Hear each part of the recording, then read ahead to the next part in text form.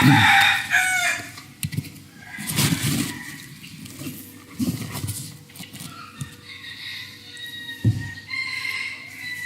can ask you questions about the Dhamma Talks.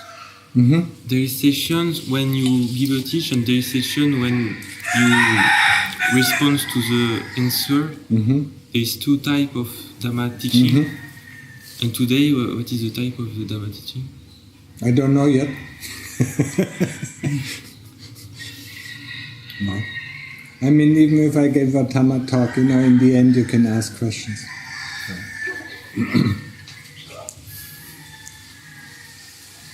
Let me see, if there is something in store.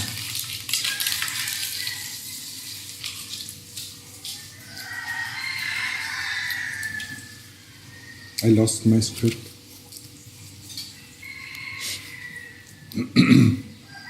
So how is it going? Exhausting. Exhausting? Yeah. Well, that can be good. Yeah. But how is your calmness? Still not. Eyes. Not completely calm yet, but yeah, that's why it's so exhausted. Yeah, of course, yeah. I mean, it is, just like, if you're a farmer and you have cattle, yeah, and the cattle always wants to go out, so you always have to bring it back, yeah. Of course, that is exhausting. Is your English good enough? Not so. Not so. Cattle, cow, yeah. If you have cows or bulls is probably even more worse, yeah. And you always have to bring them back, I mean, it is really exhausting. The moment you don't look, they run out again, yeah. So that's the same thing with our mind, yeah. So I mean, we have to watch the mind. The moment it goes out, we just bring it back, yeah.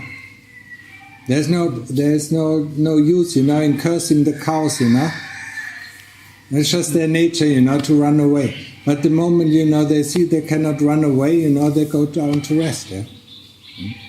As long as you understand the technique, yeah, I mean, then you can do it at home as well. What is also most important, when you go back home is, I mean, if you do daily meditation, in the evening after your daily meditation, you do a reflection. A reflection is something where you remember, or where you try to remember what happened the first time, you opened your eyes, you woke up, what did you think about, or what was it, whatever happened at that moment. What did you do then after, in every kind of action, yeah? I mean, be it brushing your teeth, being washing your face, what did I think, or what did I feel, yeah? Just know. Don't judge if it was good or bad. Don't judge. And then you go through the whole day, In the beginning, the moments, will be sparse, yeah. But especially, pay attention to your way of interacting with people or interacting with situations, yeah. This gives you a clue, yeah. I mean, that is the basic, of developing common wisdom. How to deal with life, yeah. And don't ask for a question, don't ask for an answer. Just look objectively at the situation. Yeah. Okay. I mean, the moment you open your heart a little bit, and after meditation it is opened a little bit, the heart knows the answer. Yeah. So I mean, our goal is with meditation to open up the heart, and then start, with this kind of reflection. If you do that daily, in the beginning it might take long, but in the end, I just, within 5 minutes, I mean, it's just like a movie. You see the whole day, yeah? Because you don't judge, I mean, you don't get absorbed. Yeah? You see the situation, I mean, you re-feel it, yeah? And then you go to the next, yeah? And when you do that, I mean, if you do that really consequently, and if you practice, meditation 1 or 2 hours a day, I mean, your life will change, yeah? And not to the worse, but to the better, yeah? But you will have to deal with a lot of problems, that you stored away. Like I said, Jenny, the moment you open your heart, all the garbage from the last millions or billions of lives, comes up, yeah?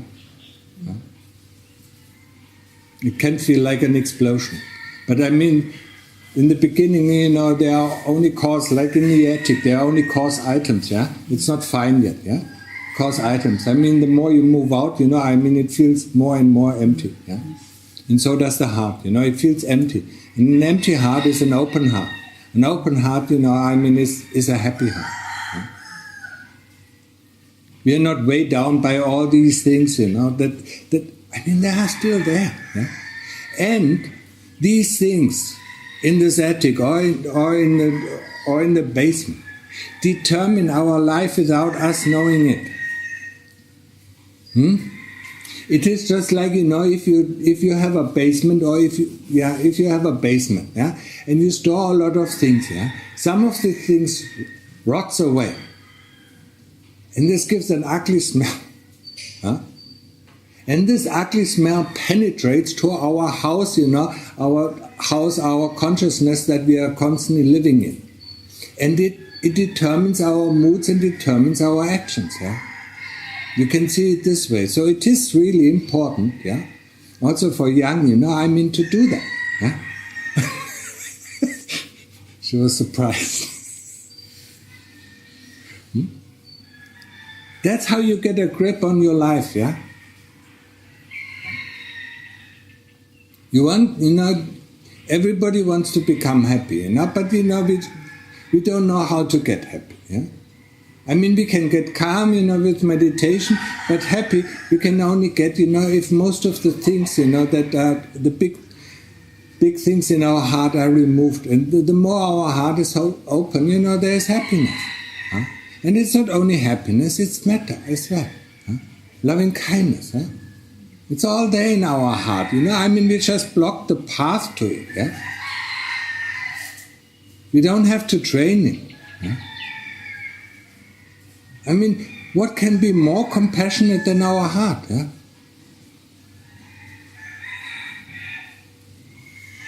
What can be more filled with joy, than our heart? It is just one of the basic functions. Yeah? But we hide it under all the crap that we think is so important. Our life, our ego, our work, our social status, our money, we hide it all under this, yeah? Our desires, and our hates. Yeah? That's why we can't see into the heart. That's why we can't feel, the nature of the heart. The moment we calm down, no matter what kind of meditation we use, Anapanasati or Buddha meditation, we will see, yeah? It's clearing up already. Yeah? But that is only temporarily. Because as long as we keep on the Buddha, on the breath, there's nothing coming from the heart and there's nothing going into the heart. So, it feels calm and nice, and sometimes happy, yeah? And sometimes just peaceful. That is Upachara Samadhi. Yeah? And there's nothing, we don't have to do anything then, just to keep on our Buddha, all on the breath. It's not something that we have to invent, it's not something that we have to produce, Jenny, yeah? It is there. It's something that we have to, yeah? Just like when you open, the door to a treasure room, yeah? You don't have to put in the treasure, huh? You understand that? The treasure is there, but we can't see it because the door is closed. So people, hear of these treasures that are in our heart and try to reproduce that. But that is not the real, that is fake. Yeah? Open the heart and everything is there. Yeah? That's the key. Yeah? Practice is the key to the heart. Yeah? And once we get this calmness, and once we get this quietness, when we are still living in the world, then we just use the ordinary reflection. Yeah? including, later on we can include, some reflections about this body. Yeah? Everything goes in, that is nice and beautiful, everything that comes out is shit. I mean, that is reality. I'm not talking about something, that's not real. It is reality, isn't it, Martin? Yeah?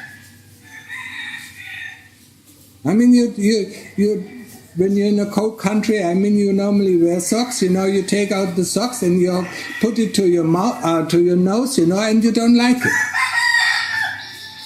Nobody has to tell you that you don't like it. Yeah. Huh? You don't shit in your hands, but you shit in something into the toilet, and wash it away instantly because you don't want to see it. Huh? You don't want to feel it, yeah? It just came out of your body. So nobody has to tell you that this body is disgusting. So with this kind of reflection, I mean, we correct our views about this body. What is so important? What's so important about the body? Yeah? Well, we use it as an advertisement sign. Yeah, that's me. Yeah?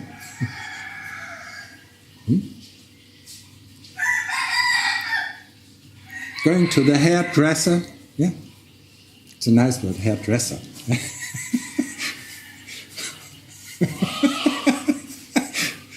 It dresses us up. Yeah, buying new clothes. Yeah, to dress us up, using makeup to make up for all the deficiencies of our body. Yeah?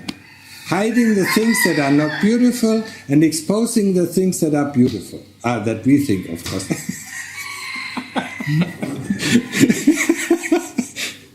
Isn't it true?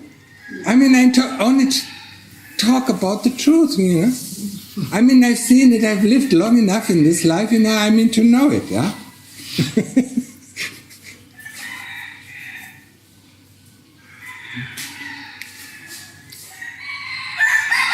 We all want to know the truth, but this kind of truth we don't want to hear. Yeah? So I mean, this kind of reflection makes a correction, yeah? And this correction make our attachments and our hate lessen. Yeah? And if our hate and attachment is lessened, I mean, we will be more happy. So what can we expect more? Yeah? That is a basic instruction for meditators who go back, into their daily life. Just don't forget it. Yeah? Just set the priorities. Yeah. Priority number 1 is meditation. Everything else comes then. Yeah? Work, is priority number 2. Men or girls, are priority number 3.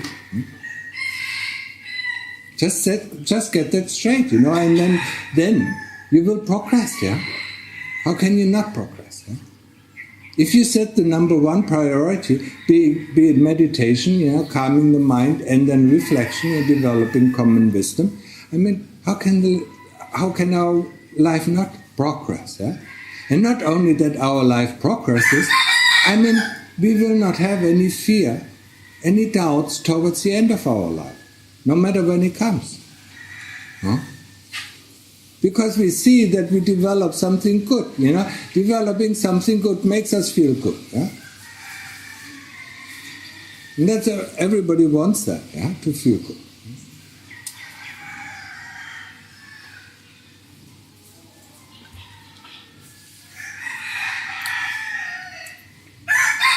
And you get a little bit more aware, of what is going on, in your workplace or in your family or in your relationships, yeah? And you see how much hassle that is.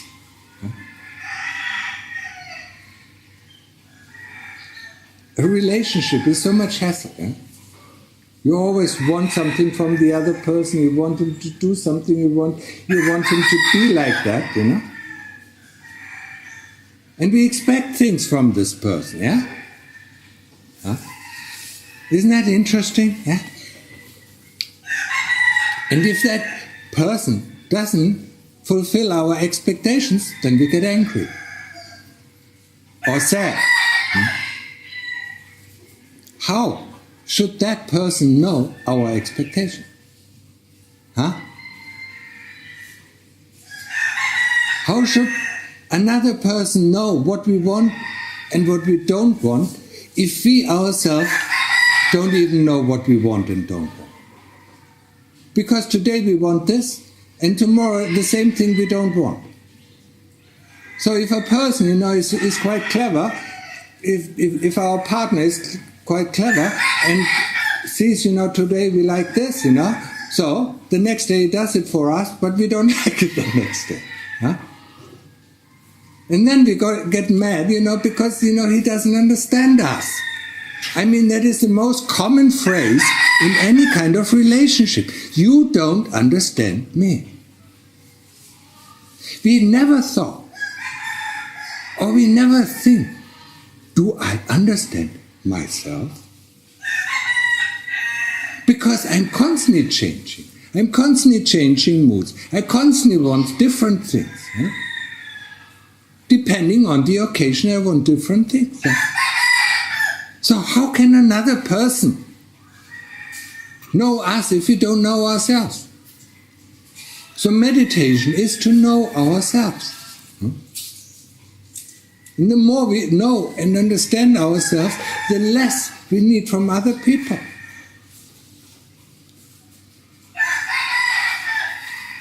Because we are basically alienated from ourselves. We are strangers to ourselves. And that's why we look, just for the opposite, for some composition, of ourselves in other people. If we find ourselves, and feel happy the way we are, then why do we need anybody else? Why do we need compliments from this person or that person? Why do we need this person or that person being around?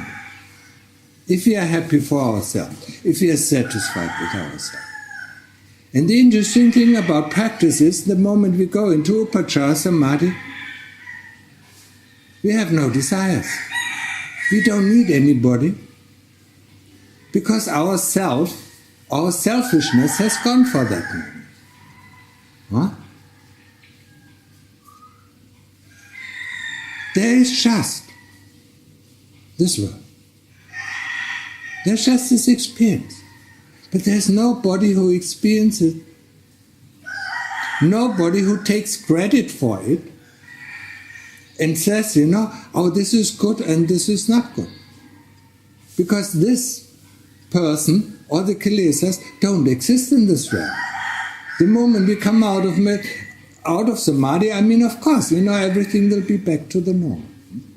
That's why we need wisdom, to investigate the things, that bother us and upset us and make our lives so difficult. Investigate them and get rid of them. They are all attachments. Most of them are attached to self-use. View about this. View about how, for instance, how our partner should be. View about, how our apartment should be. View about how our work should be. View about how our colleagues should be. And did you notice just something? We always think about outside of us. We never think about how I should be, how I should change myself to make myself better, but how other people, how the government, how our relatives, how our family, how our father and mother, how our work should be. Yeah? Do you see that kind of selfishness? The selfish person only wants, other people, to be there for them. Yeah? To fulfill their immense desire or their immense greed. Yeah? And with this kind of reflection, the daily reflection we do, we see it, and we see where all the problems come. And they only come, if you do that long enough, you will see that they come from thinking. Huh?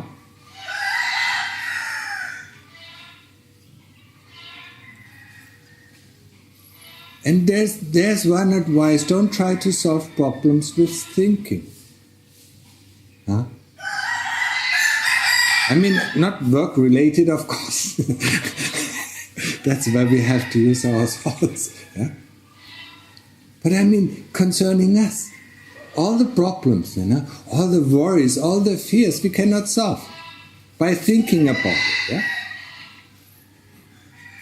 Martin goes to the doctor tells him he has 3 more months to live. Yeah? How would you feel? Yeah? Can you solve that?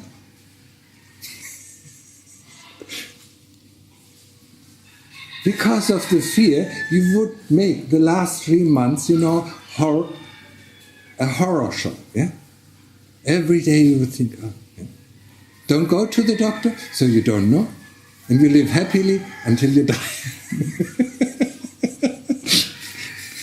But we know that we don't die tomorrow, we die in 3 months, it's sure. Yeah, I mean, you can die tonight. Yes. So live your life at the fullest until tonight. Yeah? Yeah. I mean, that is the key. Yeah? I mean, the key element in Buddhist practice is to live in the present moment, where there is no future and there is no past. Then we can live to the fullest. I mean, you cannot solve problems by thinking about the past, how you solved it. Yeah, you cannot paint out the future because you don't know how it will be. Yeah, we do interpolation. We see what happened in the past. And then, we extract it or extend it to the future. Yeah? But then suddenly, the people, for instance, going to Phuket, in the year 2004, they were extending their lives, for the next, what they planned for the next 10 years, they went to Phuket, went to the beach, and the tsunami took them away, They were gone within a minute. Their life ended in that moment. And our life can end any kind of moment. Yeah? I mean, we can have a heart attack, we can have a accident, fatal accident. Yeah, and I remember that I read on the book that when we practice the breath a long time in your life, all your life, you can know when you will die a few minutes before. Of course, yes. But can you do that? No. I mean, everything. Of course it is true. But who is able, to see that? Who is able, to have a heart that is completely clear of all these things, to be able to see these things? Yeah? Of course, the moment we are born into this life, our time is set. We could actually know, you can actually know, if you have a clear and open heart, how long you're going to live. Yeah. But you don't have a clear and open heart because all the kilesas are pulling you out, and especially when you think about death, you're always afraid. Yeah. So, that is already blocking an open heart.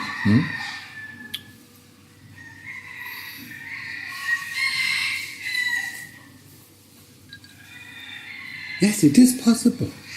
So many things are possible, but the path to all these possibilities is difficult. We can think about them, if they give us some energy to do it, actually do it, yeah?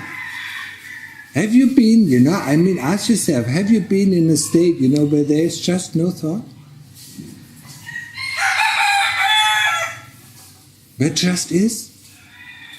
That's where you have to go first. And then you have to go even deeper to the Appana Samadhi, to the deep state of Samadhi, where this whole world, either collapses or disappears.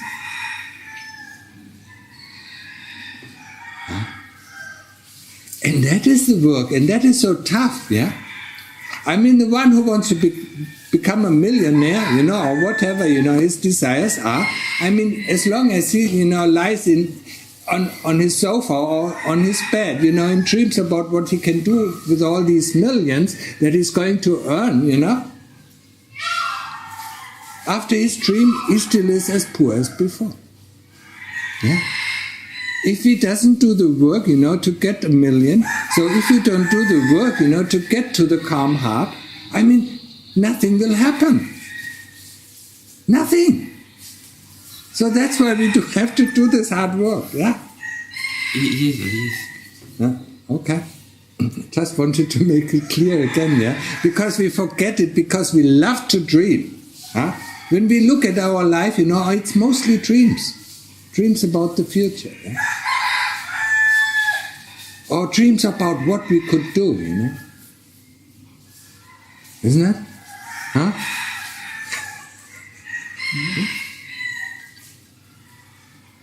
But these dreams won't come true, if you don't do anything. What? Isn't it better to live in the present moment and not worry about when we're going to die? Just live in the present moment, do the best we can. Yeah?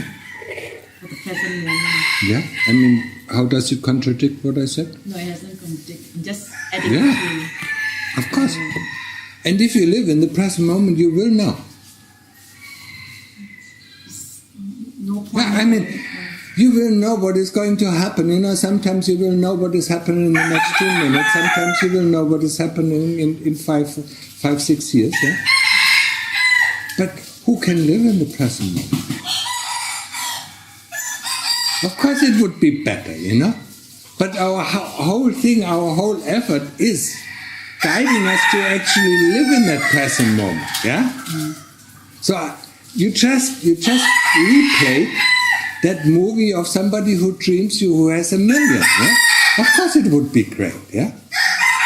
But he doesn't have it.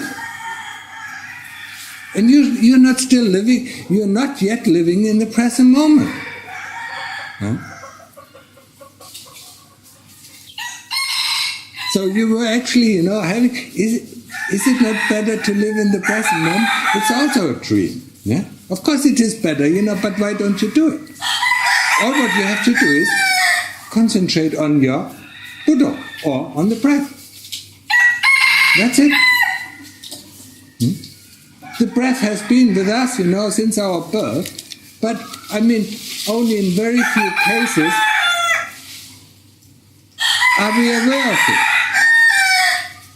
When it's very heavy breathing, or when we don't get any air and things like that, then we are aware of our breath. But normally, when you work, you're not aware of the breath.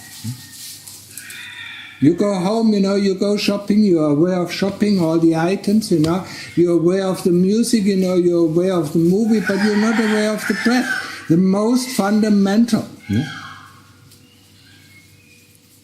In German, breath is called Odem. Have you heard of that? Odem is the seed of life. It's a very old word, so I mean... Odem, Atem and Odem, it's very similar. So the Odem is the seed of life. So breath is the seed of life. Just one question. So, for example, if I was working in a meeting, should I be focusing on the Buddha or listen to? Try it out. Okay. And you will see, the results are surprising. Huh? While you are in the meeting, everybody thinks, yeah? If somebody asks you a question, of course you have to think, but otherwise, just be there. Yeah? Just be there or concentrate on your Buddha, and while you concentrate on your Buddha, the meeting itself becomes really interesting, and you might get very good ideas. Yeah? But sometimes here when listening to Ajahn talk, and I try to do Buddha, and sometimes I can't hear parts of what you said. Yes. So I was just thinking if I can apply that to a meeting, but then I wouldn't be aware of what the meeting is. Yes, you will be. Okay. I will try. How can you not be aware? I mean, that's what we believe, I mean, if the concentration is really good, even if you don't look, you know what is going on. Even if you don't look at the eyes of a person, you still know what he's talking about. And you're not hearing, even if you don't hear the words, what he says that normally confuses you only, then you listen to what his heart is telling. And that can be completely two different subjects. You can be talking about work, but actually, his heart tells you, I'm so fed up, I'm so lonely, and I don't know what to do with my life. But all what you're listening to is about his work, and your answers is related to his talk.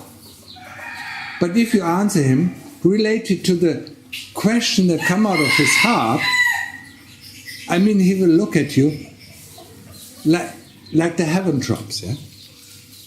Or like, something, like the sky opens, yeah? And he will feel being understood. So we normally try, have a conversation about, a topic that we know, but that's not the interest that we have while we have this conversation.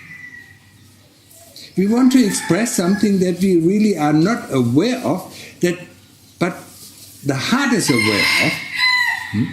So if you listen to what the heart says, we always say, we don't really have to understand. And that's the same way, that I ask you to listen to the talk. Just try to listen with the heart, yeah? Don't worry about the meaning. The heart has an enormous capacity of understanding. Our brain doesn't even have, 0.5% of understanding. So if you open our heart to every kind of situation, we are very likely to understand it. But of course, if these kilesas constantly interrupt us, and throw our thoughts in and bring up views and memories, then of course we don't really understand what is going on. So the more you can keep on the Buddha, train it, with just listening to the talk, just listening to the heart, or just observing Buddha, yeah. And if you get distracted in my talks already, then it is very difficult not to get distracted when it is work-related, when it is something that you know about.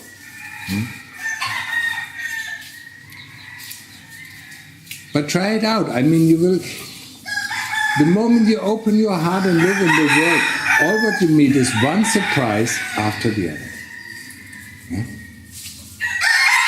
You'll be so surprised, you actually didn't know that these things are happening. But the moment you look with the heart, you open your heart to these, the world becomes a new place. Yeah?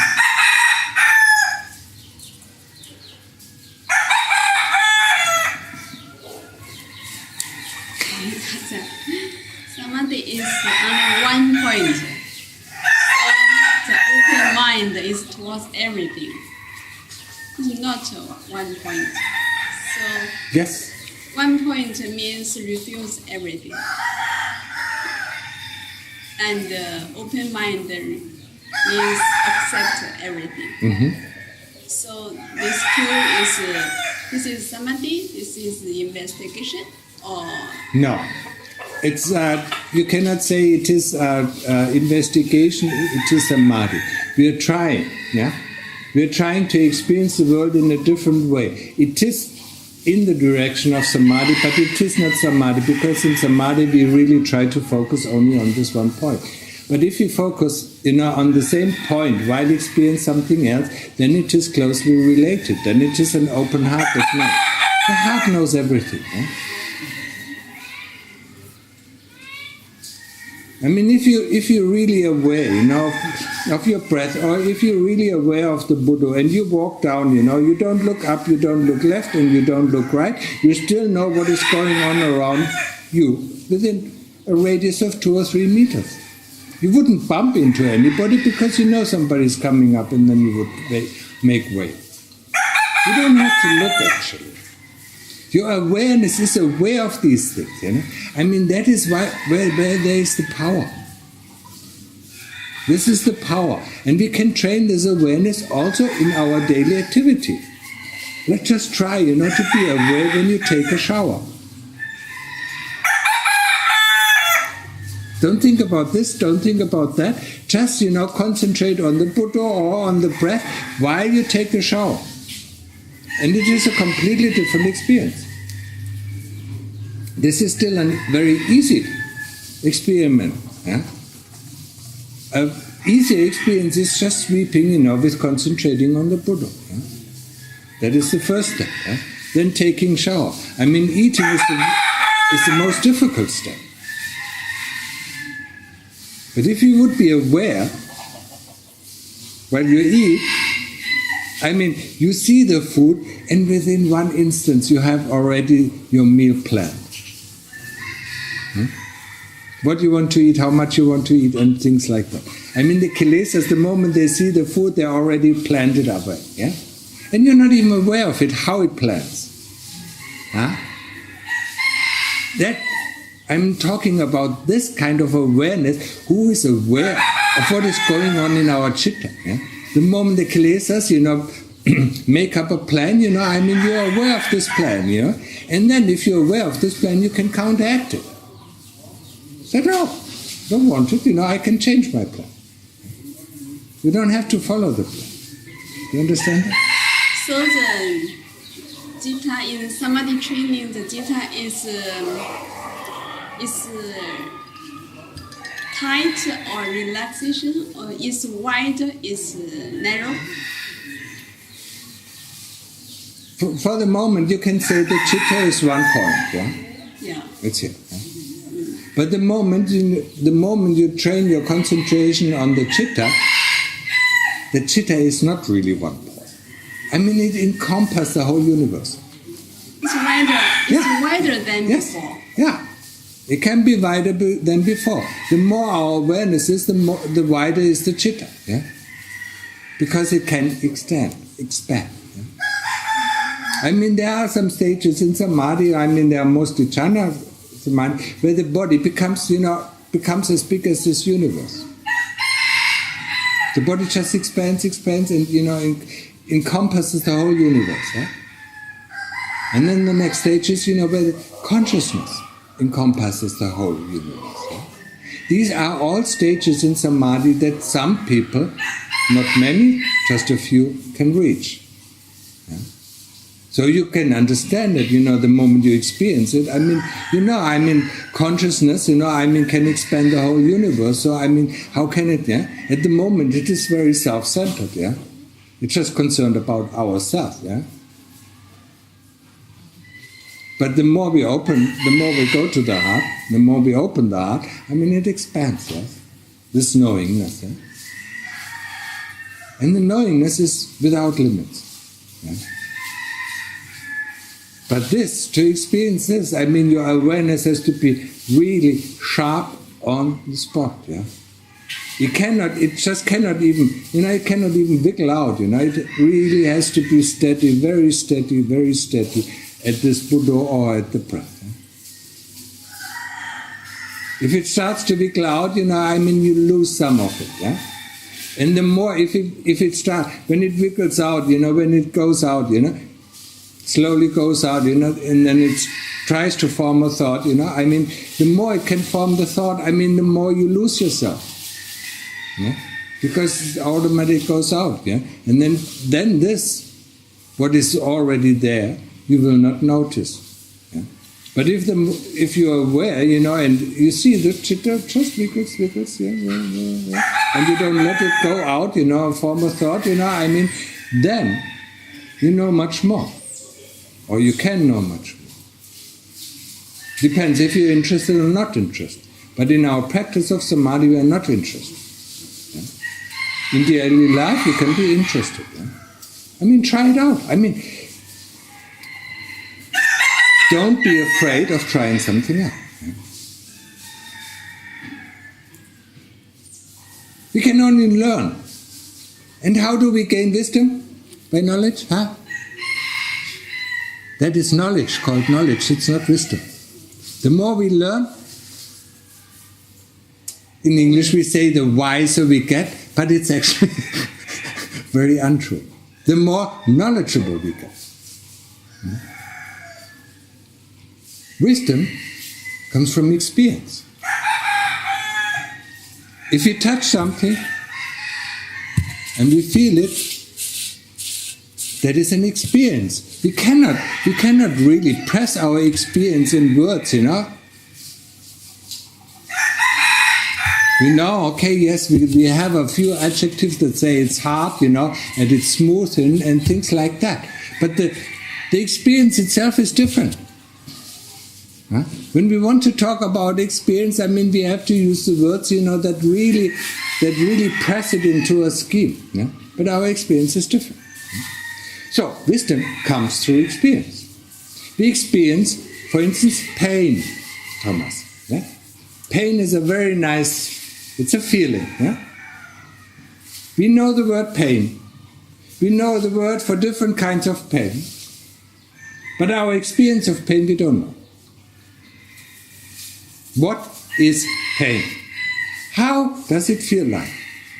Now we leave out all the notions, you know, and just go into pain. Yeah? Is it area-wise? Is it spot-wise? You know, is it changing? Yeah? Is it strong? Is it weak? Yeah? Where is it located? That's how we investigate pain. And you will see, if you can stay on this investigation, you won't find it anywhere in this body. Then, if you get more onto the investigation of pain, and you really nearly to put your finger on it, in that moment it jumps to another place. Before that, the knee was in absolutely pain. And the next moment, the other knee that wasn't in pain is in absolute pain. And the other knee, the pain is gone. So you concentrate on the other knee. Yeah? Okay, let me see, where is this pain? What is this pain? First the question is, what is this pain and where? Now, where is it located? In the bones, muscles, tendons, or wherever. Yeah? And then you just close up to find it. And then it jumps again. And then it goes in the back, then it goes in the arm, or it goes in the shoulders, or it goes there. Yeah? So you follow it up until it shows you the place where it originates from. And only if you can follow it up to the place where it originates from, then you understand what is pain. But people don't like pain, that's why they never investigate it. Huh? It's a very unpleasant feeling. So we will never be free from pain, or free of pain, because we don't dare to investigate. We will be never free of fear, because we don't dare to investigate. If we don't know where it comes from, how it originates, we will not understand it, and we will always be the slaves. Martin, you understand it? The slaves of pain, the slaves of fear, because the moment the kleshas come up, oh, fear. What do I do? Huh? Pain. Do I run to the doctor? Yeah. Do I get a check? Yeah. Check up? Yeah. Maybe I have cancer. Huh? Maybe I die. Huh? Then we will always, as long as we don't understand, these feelings, be it pain, be it greed, be it hate, be it fear, what the true nature of these are, we will always be the slaves. The path to the end of dukkha is also the path of liberation. It liberates us from all these things that we are afraid of, and it liberates us of all these things that we think we must have.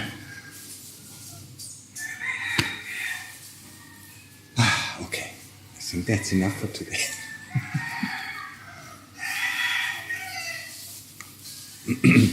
So, now you can have questions.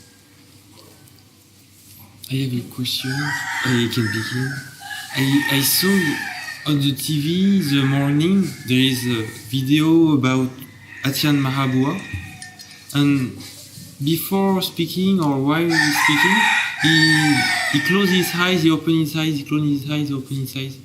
Why do he do this? I don't understand. I never see a monk who do this. What? Close eyes, open eyes, close eyes, open eyes, close eyes, open eyes, very quickly. I mean, sometimes there's a twitching in the eyes. I mean, that it can be a bodily function. I mean, when Ajahn Mahabua gives a talk to the monks or to practitioners, he always closes his eyes, never opens them. It's to not be disturbed by... That's right. And when I do that, I can do the same thing. I can close my eyes, and give a talk. I mean, it will be of a completely different level. Yeah? But I don't need to do it at the moment, no? Because it's not important. I have a... So, and sometimes, when you watch these videos of Lungta Mahabua giving a talk, I mean, for some moments he closes it, and then he opens it again. Yeah? I mean, closing the eyes, makes it relate to something that is deep in, yeah, and then bring that up, and then he opens it again, Sometimes, also to see, what is happening. Yeah? So there's no special thing, yeah. I mean, that is for me, So I assume it's very similar to Lungta Mahabua. What was your question? It's about practice. If I practice the whole morning and the sati is very calm, you can feel it that it's calm. Mm-hmm. And then during walking meditation, it's a different thing altogether. It's calm, but it's different. But when you sit down, I mean, it's like you're trying to get into samadhi, and there's a point, like a door. Mm-hmm. Mm-hmm. Why don't you open it? Just can't open it. So I'm saying, it's like... Look at the door. Why don't you look at the door? It's like an animal, like you see a little rabbit coming when I'm meditating with Yongta's place, and the peacock comes up to me, right? And it's about that far. Yeah. And I'm trying my best not to frighten the peacock away. And it's like, why? I can't get there. It's so close. It's an irritating inch away, and yet... Now I don't understand. You mix two things up. I mean, you're talking about a peacock? Yeah, but I'm just giving a simile, something like an animal, you're trying to not scare them. Why don't you? Yeah. Just in the same place. The moment, you're scared, to chase the animal away, the animal goes away. Yeah. And it's the same thing with opening the door. The more you're afraid, or the more you expect this door to open, the less it will open. Just concentrate on your Buddha, and the door will automatically open. You see, there was fear, that it goes away. So that will hinder you opening the door. Because that door can only be opened without fear. Or it can only be opened without expectations. Open. There is some open. Huh? Open your door. Huh? The second question I've got is also about practice. Yes, you can ask the second question if you understand the answer to the first question. You have not understood it. I think I've understood, because I think there is something preventing me, because I haven't practiced my sati strong enough with the Buddha, so that it just comes open automatically, and the chitta can just do it without me, like the last time when I went and everything disappeared. Yeah. I don't even realize that. Yeah. Yes. So yes, I do understand that. we get I said, meditation or practice is just like digging a hole. If we start digging, shovel by shovel, there will be a hole. The longer we dig, the deeper the hole will be. And if the hole is deep enough, everything disappears.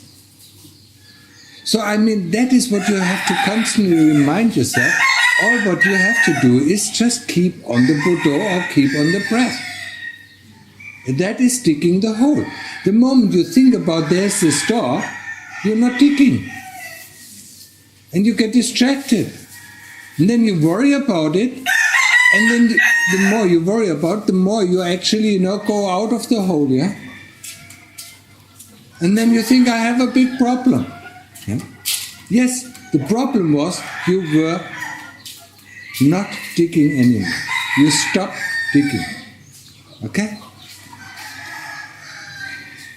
It's like a silly person. What? When only know the Buddha, and the others don't know other things, only the Buddha. At that time, later, I think this is very like a silly person. Yeah. A silly person only know the Buddha. Because that's what people think. That's what the common people think. Yeah? Yeah. We are silly, we are stupid, and they think, about an arahant, he is crazy. However, if we stick what these people don't know, if we stick, to the Buddha, if we are silly enough to stick to the Buddha, we know much more than everybody else. The problem with our society is when we become, and open really your ears, when we become really practitioners, be it, living in the world, we will notice that we don't have any friends that will understand us. We are a lone wolf. And we cannot make other people try to understand what we are into. So all what you have to be concerned with is be concerned about your own practice. And don't worry about what other people think about you. And the more you do it, the more people will get interested in what you're doing. Because the moment you automatically go to your heart opens and people are attracted to an open heart. Automatically. The moment we close our heart, people disappear. Yeah? So be silly. You really, please remember, if you really earnestly practice at home, you're a lone wolf. You cannot make anybody, not even your parents, your girlfriend, or your boyfriend, understand what you're doing. Yeah? Just do it. Don't offend them. Just do it for yourself. Just be a lone wolf. Yeah. Okay. I'm alone. Yeah. Can I ask a second? Yes. It's about practice again. I hope it's all about practice. This was also about practice. I know, it's about... You're not better. You're not better just because you say, it's about practice. Yeah? Yeah, so that I can remind myself that it's about practice. More for myself rather than for so then it's... then you try to define something, yeah? Okay, go ahead. Yesterday when I was practicing and you said that it's better to practice 2 hours walking, 2 hours sitting if possible. So I tried to do that. For the walking meditation, the first hour is okay, but the second hour is very, very difficult because the time is so slow. And I couldn't understand is that I must be really, I don't know how I did it because it's crazy. Because literally, when I first did the 4 hours, sati was so bad. And I did manage to get 4 hours. And yesterday, my sati was slightly better. And I can't even get through I got through 2 hours, but it was such a struggle. I can't even get through the 3rd hour. I've missed something here. What have I... The persistence seems to have disappeared. What did I do in the first round that I have missed? I must have done it and I've forgotten what it was. And I can't get it back. Yeah. So, you see your own faults. You want something back that doesn't come back.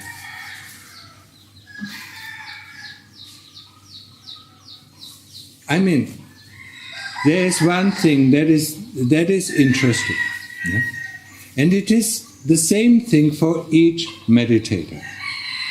Be it Lungta Mahaboa or be it any kind of other practitioner.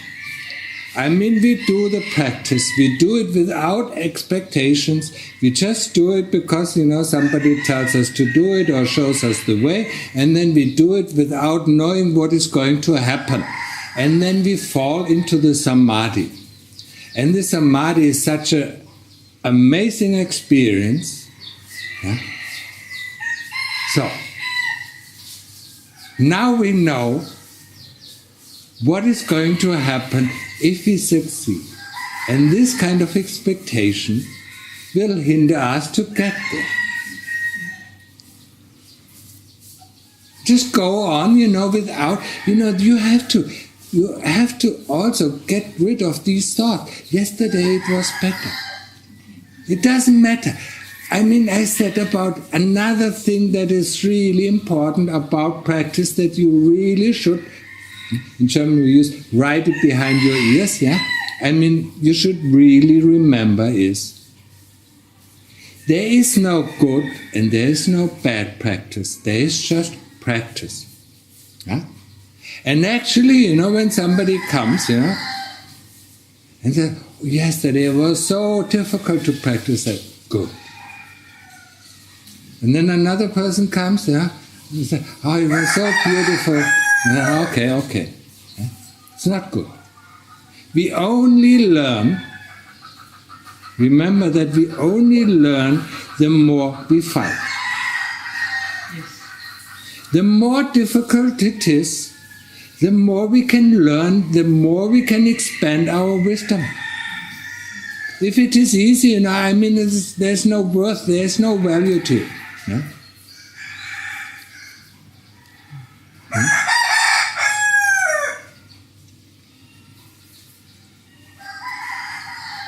I can ask a last question for questions. I didn't find in the Vinaya the 5 precepts or 8 precepts or 10 precepts for the layman or lay woman. I found only for the bhikkhu and bhikkhuni. Yeah. There is no part for the laymen, the white people in the monastery. Yes, you have the 8 precepts. You have the 5 precepts, you have the 8 precepts as a layperson.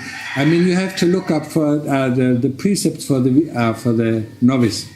In the Vinaya for the novice. Yeah, for the novice, these are 10 precepts. Yeah, and when you're a layperson in the monastery, you take on the 8 precepts. Yeah, just take the first 8 precepts. That is the standard for the lay people. Yeah?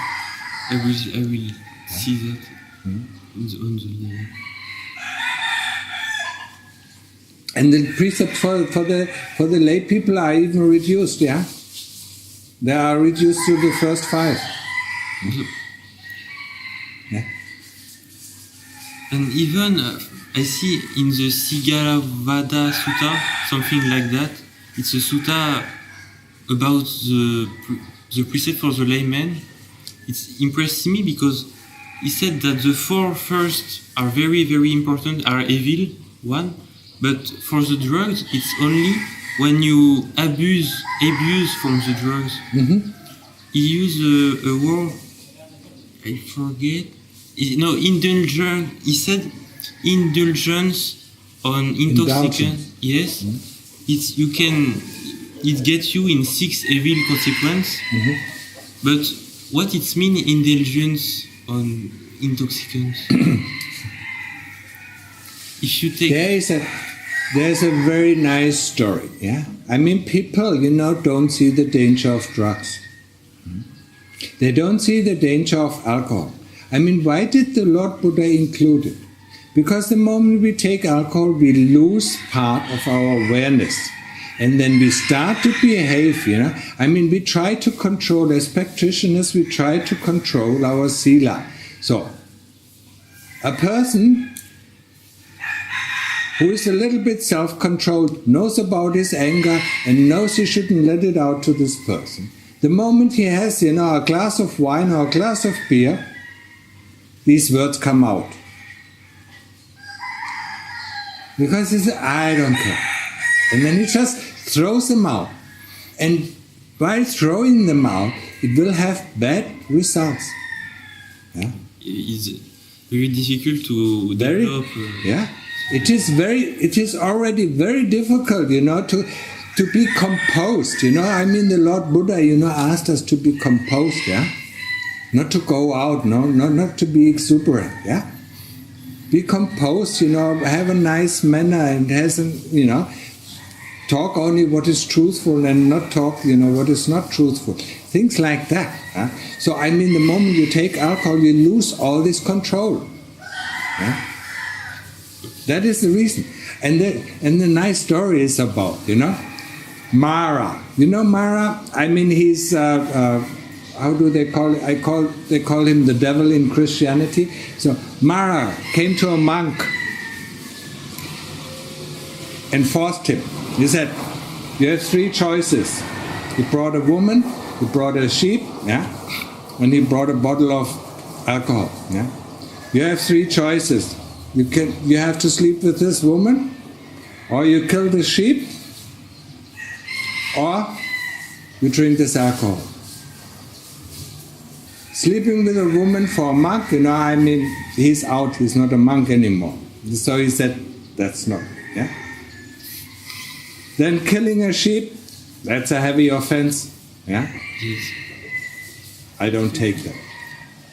Drinking alcohol in the Vinaya, I mean, it's a pachitya, I mean, it is not so heavy, but it's also not so light. So then he said, okay, I go for the alcohol. He drank a bottle of wine, slept with a woman, and killed the sheep. That's not very wise. That's a trick. No, I mean, I like this simile, because it is true, yeah? The moment you are under alcohol influence, I mean, you forget the control. Yeah? Of course. I mean, I say, I mean, to lay people, I say, if you go in your room, and have a glass of beer before you drink, or before you sleep, I mean, there's no harm done. No? Have your glass of wine before you go to sleep, don't talk to anybody, yeah? And then just go to sleep, yeah? But what's the purpose of wine? Yeah?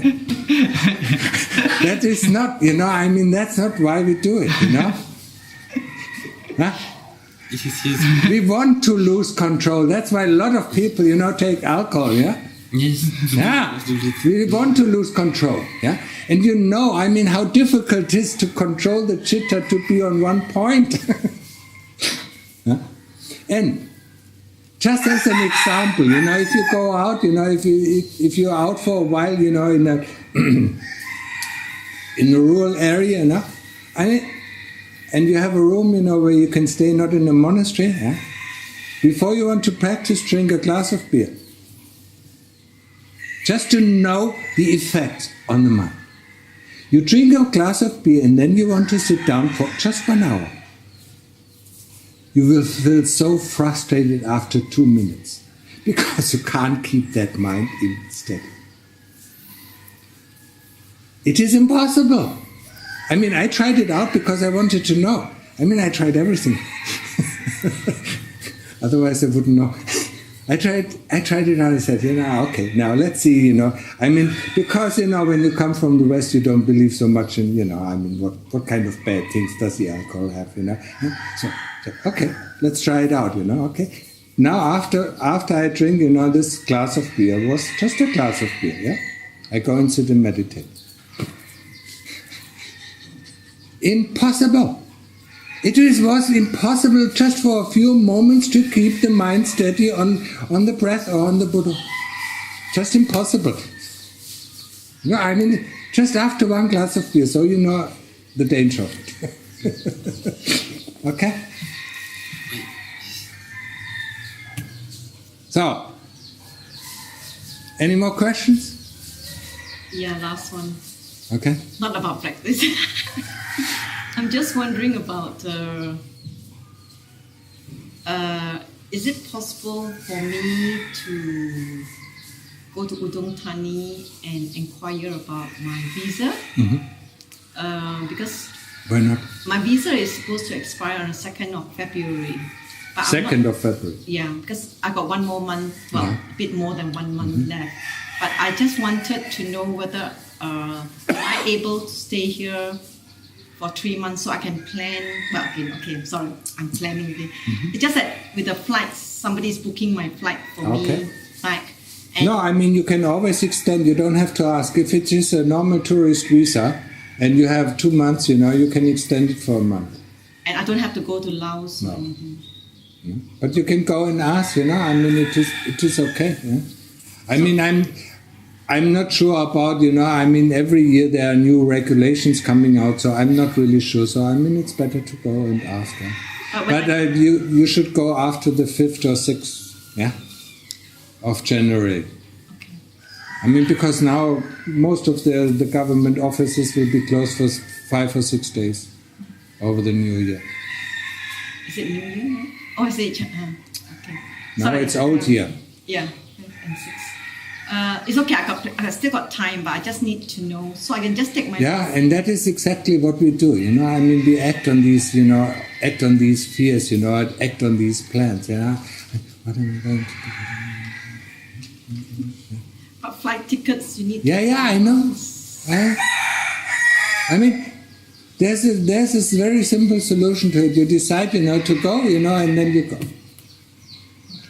I mean, everything is done within just this moment. The moment you ask yourself, should I, shouldn't I, should I, shouldn't I? I mean, all these worries that you produce, I mean, look at them, are there happy moments? Are there good feelings? Or are there unpleasant feelings? Are there wholesome feelings or unwholesome feelings? Neutral. No, they are not neutral. You know it. And that's why you smile, You know it's not wholesome, to think about this, to worry about this or worry about that. I don't know whether I'm staying 2 months or 3 months, you say. So. I don't know. But then just let your heart decide, Just say, I don't know. And just go on.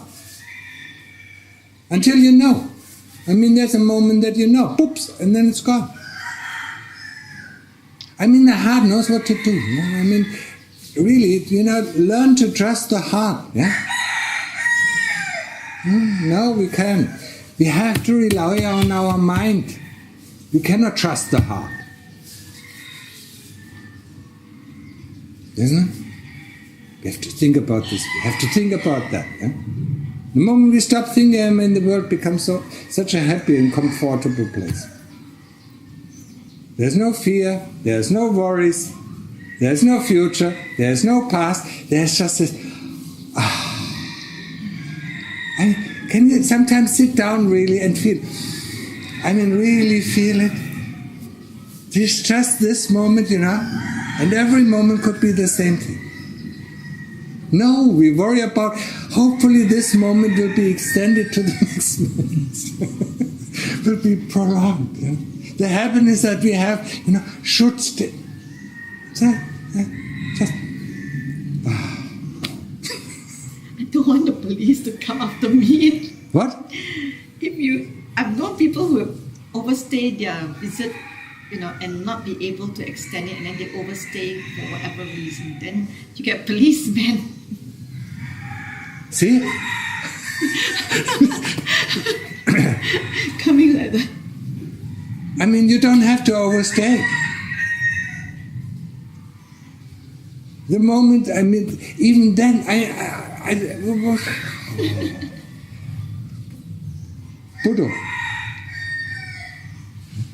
I mean, before you overstay, you go outside of the country and come back.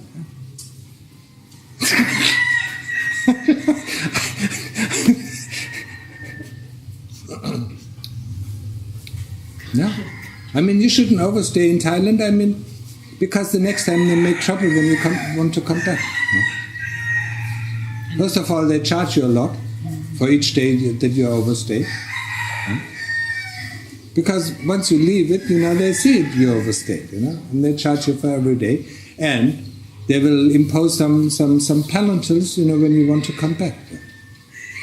So I mean, there's no problem, I mean, either you extend it, or you go outside of the country. And why making up all these troubles? You burden yourself. You just make. I mean, it's a relief of dukkha, yeah. So I mean, there must have been dukkha, all these worries, all these fears, are just worries, dukkha. You're full of dukkha. Is my flight leaving? Is this, I mean, you're at the airport, and you see what is happening. Huh? Okay.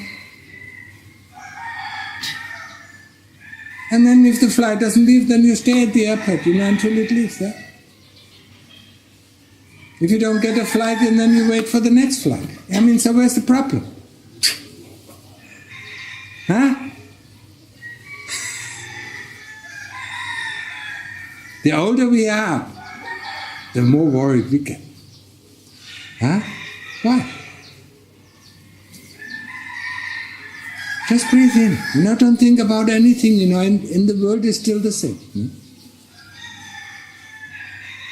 You can't solve, yeah? There's something, you really, you can't solve. And I said it, 10 minutes ago. You can't solve problems by thinking. Open your heart to it, I mean, ask your heart the question, and it either says, I know it or don't know it, Huh? And then be happy, yeah? I mean, most of the times, in the beginning of our practice, we will not know. So, okay, I don't know. So, just go on, what are we doing, yeah? What shall I do next, yeah? Buddha. Ha! That is the only, solution to every question here. What shall I do next? Buddha. What shall I do now? Buddha. Huh? What is happening now? Oh, Buddha. Huh? And life becomes easy. Yeah? But we are afraid that we miss out. The only thing that misses out are the kilesas. On what are they missing out? On their video game that is called life.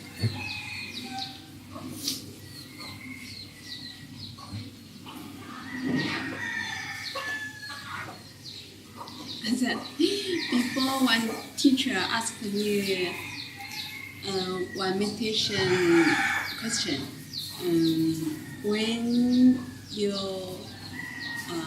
aware this step and the second step, the mind is the same mind or not the same mind? And then I answer, I use the same mind. But the teacher said, it's wrong. So when we Buddha, when we aware the in breath, out breath, the first moment, the second moment, the citta is not the same citta. When you can say it's the same citta. That's always true.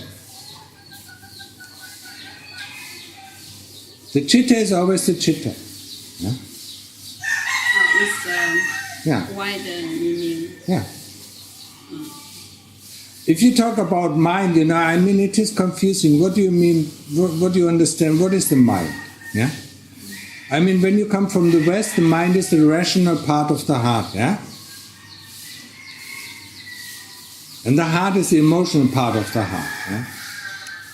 So, but in Asia, there's a different kind of understanding.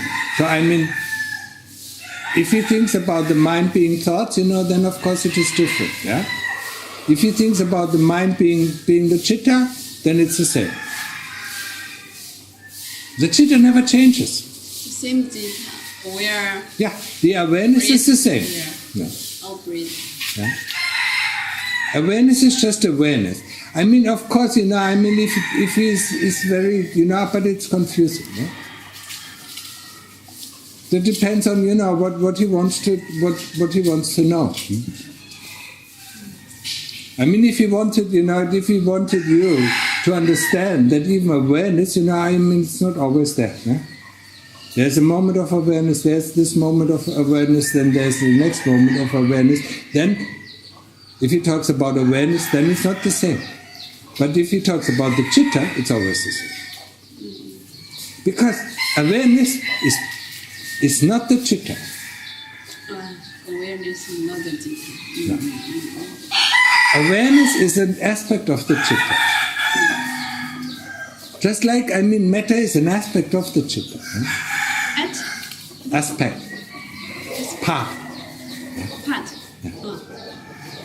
Panya, wisdom, all parts of the chitta. But the true nature of the chitta doesn't have any of these. The only thing that you can say about the true chitta, it is absolute metta. Yeah? Compassion. If there is even a description about it. Yeah? But the moment, as long as we practice, as long as we are not an arahant, there's a chitta, we know that the chitta is defined, so the chitta has different aspects. It's broken into 1,000 pieces. Yeah? We have to gather all these aspects. And one of the aspects is wisdom, another aspect is sati, another is greed, hatred, and delusion, and things like that. Yeah? Just try to look at a broken glass, the pieces of the glass, you will not know, you will not know the form. Yeah?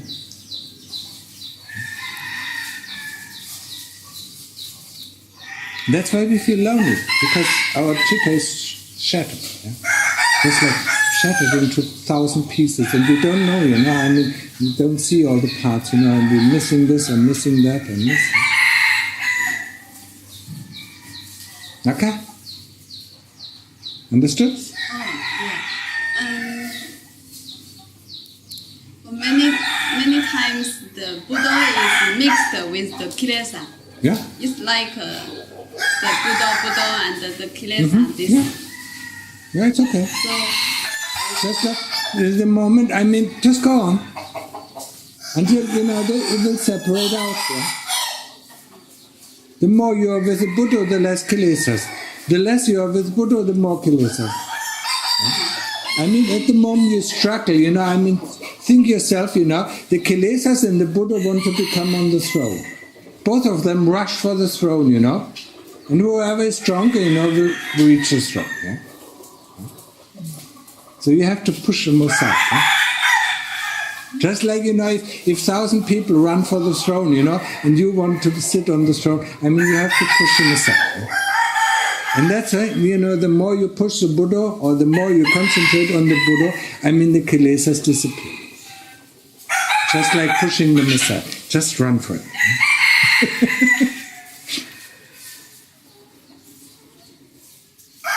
Okay?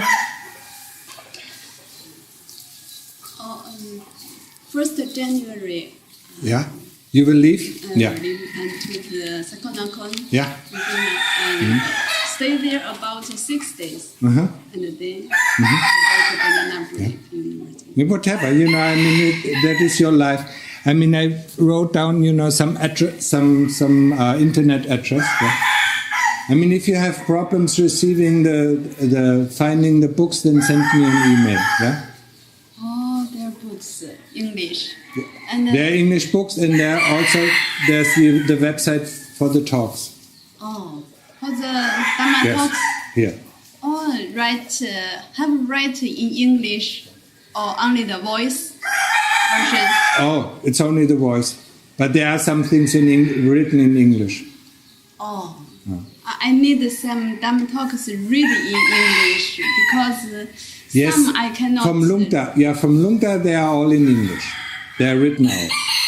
And yours, with this, I think very good. I want to translate to Chinese. Yeah. But my English, this is is bad. So can someone write down it Transcribe in English? it.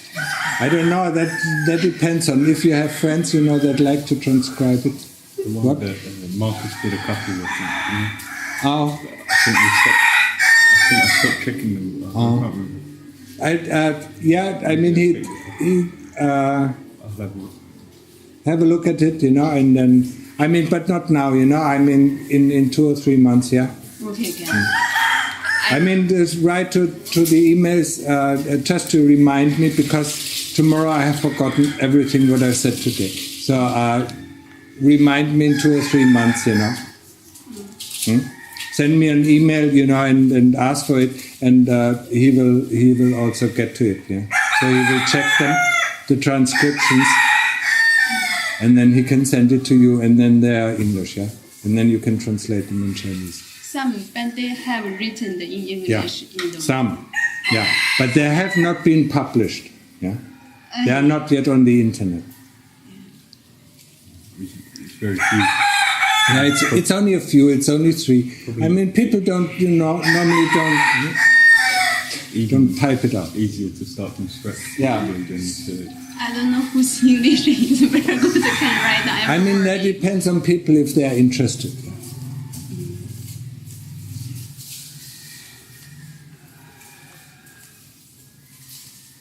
Probably people from Asia are more interested than people from the West. They are more selfish. They just want. It's always, when I...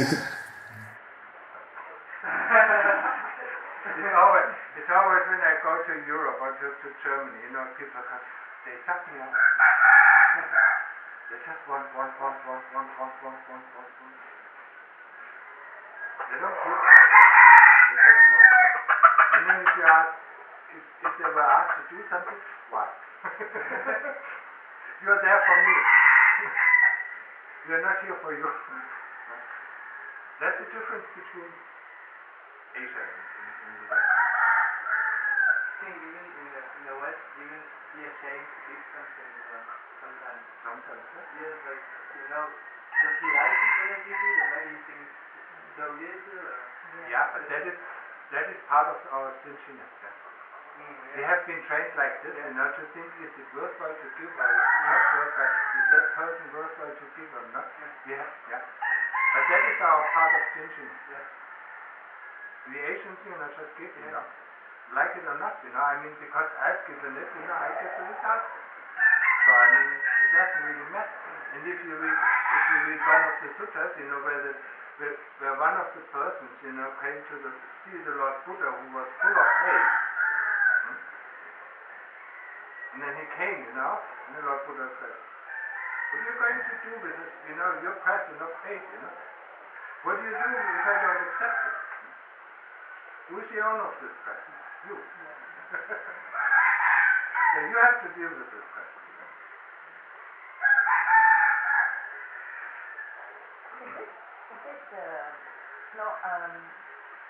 They thought that monks supposed to have robes from the top or whatever you can get, in the old times, So is it wrong to give monks in England it's very difficult to get the colours of the monks. So if you find something but it's already been worn by somebody else, but it's still in very good condition, partly used, but it's got the right colour, it doesn't have to be, because the monks have to stitch up their robes into a certain pattern. So if it is not exactly that pattern of the robe, the monk cannot use it. He can use the material to stitch up rope, but he cannot use the rope. It's like maybe gloves, because my son, when he went to Singapore, he left behind gloves, but they are more the monk colour of orange and things like that. Yeah. And if it gloves can and be hats. used, why do you make so much trouble? Just give it, If you want to give it, give it. Yeah? The monk then will decide, if it, we're just talking about this stinginess, yeah? If you want to give something, give it, you know. And normally, you know, a monk will accept it, you know, because he wants to, you know, give that person the opportunity to receive some merit. If you can use it or not, I mean, that is his problem, yeah. And it has nothing to do with the one who gives, yeah.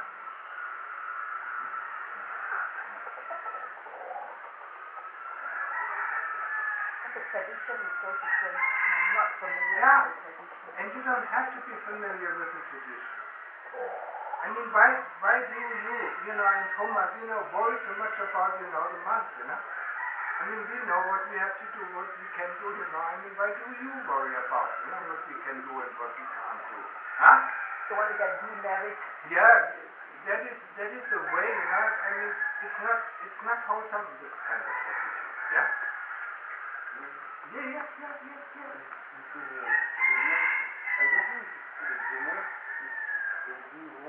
Yeah. Much more background than the... Of course, yeah. Yeah. I mean, you can say tenfold or 100-fold. If you take something, you know, that is not clear to be offered, you know, or clear to be given to you, you know, you go to a friend's house, you know, just take it, something, you know, I mean, that's not a big deal. And if you go as a monk, you know, to somebody else's house, so, you know, we said, you know, we don't know friend, you know, we take this, you know, it is a very big deal. Because of one thing, we live off the generosity of other people. We live off, yeah? And you, as a lay person, as long as you live in the monastery, it's the same thing. Huh? So be careful. You live off the generosity of these people who come every morning. Yeah? They bring you the food, you know, for you to live. They offer the space, the land, the cookies, you know, the water, you know, everything. If you think about that, you know, I mean, it took me about 3 or 4 months being a monk, you know, to be able to fully accept that and to fully feel the gratitude of these people, you know. They love to give that. They know they can't do that with you. And they will support you. Now think about the Western attitude. That's the opposite. If you want to live like that, you know, go and earn your own money. No. They know we do, you know, when we come here to the monastery, we do something that is good, yeah? So they will support it with their whole heart, yeah? Realize, please do realize when you are here in this monastery, you also receive the same kind of benefits, you know, as a monk, yeah? So you live off other people. It is, of course, you can only live off other people, you know, if you have done that in your previous life. If you have supported other people in your previous life. Otherwise you wouldn't be able to live off. There's nothing, you know, I mean, everything is based on karma. Yeah? You only get what you've done. Yeah? But how long, you know, I mean, you know, for instance, 20 years monk, you know, how many lives have I spent, you know, supporting, you know, ascetics, doesn't have to be monks, but supporting ascetics, yeah, in their lifetime. Not only one life, yeah, many lives, yeah. I had to bring food, you know, I had to look after their needs and things like that, to be able to live as a monk, yeah. Remember that well, don't waste your opportunity when you're in the monastery, yeah? Because you live off other people, yeah? And the only way how you do not waste it is by doing your utmost, giving your utmost effort into the practice. Yeah, it's much. It's difficult. Okay, so remind yourself of it. So,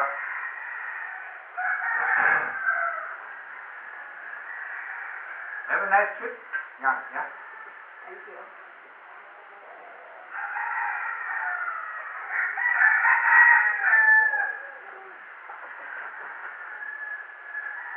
Don't be silly in this way, just to stick with your Buddha or the practice.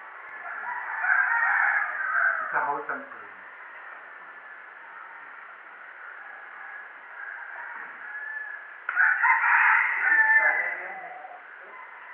What is today? Wednesday? Yeah, Friday. Friday I guess New Year, isn't it? Wednesday, New Year. Yeah, New Year's Day. So we might, if there are too many people, we might need to go over there. See, you will see now too many people are running around like that. Because New Year's Day will be massive. Massive.